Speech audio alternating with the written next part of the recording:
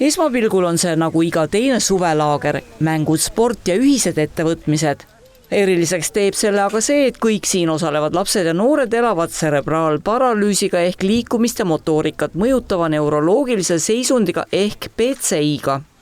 Laager toimub 2 aastat ja sellele on oma õla alla pannud Lääne-Harju vald. 2 päeva jooksul kohtuvad pered, kes mõistavad üksteise igapäevaseid rõõme ja väljakutseid kõige paremini. See laager koondab PCI diagnoosiga ja laiemalt ka erivajadusega lapsi, noorukeid, nende lähedasi, perekonnaliikmeid ja laiemalt ka erialaspetsialiste, tugiisikuid, haridusasutuste töötajaid ja kõiki, kes võivad oma elus, töös kokku puutuda füüsilise erivajadusega. Ja mida te siin laagris teete ja kuidas see kasulik nendele inimestele on?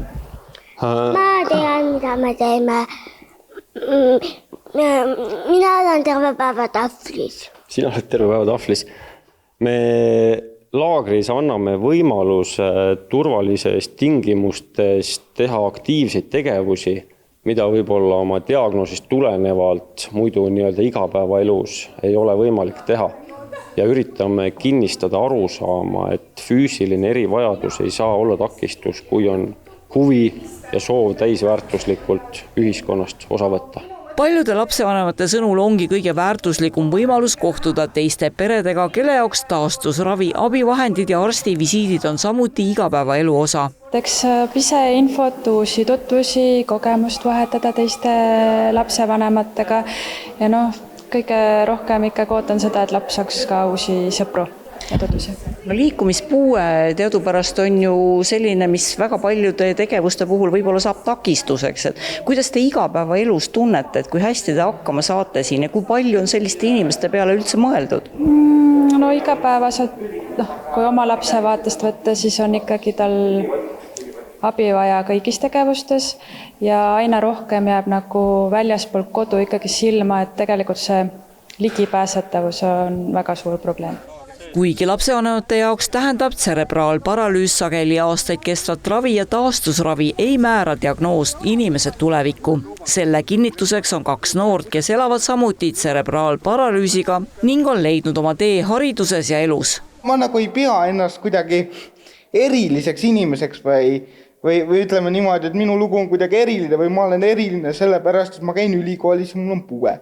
Et ma näen ennast nagu nagu iga teine tudeng näeb ennast ja mul on täpselt samasugused huvid ja ebahuvid ja kõik nagu isikuomadused, mis on võib-olla tavalisel, ütleme 20. keskpaigas oleval noorel inimesel. Puudega kindlasti kaasnevad mingisugused komplikatsioonid, aga et inimesed teaksid, et nad on eeskätt ikkagi inimesed ja see on normaalne, et neil on oma huvid ja oma tegemised ja oma asjad, mis neile ei meeldi, mis neile meeldivad, nagu iga teinegi inimene.